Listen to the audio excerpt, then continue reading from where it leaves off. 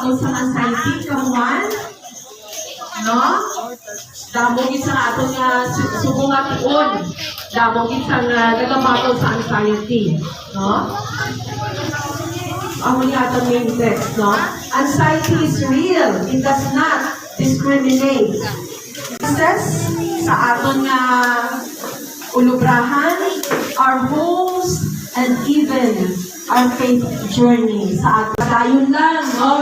Nag-smile kita, as if wala sa nada, okay kita, pero nagabatya kita sa kakapoy, kita sa anxiety, sa fear.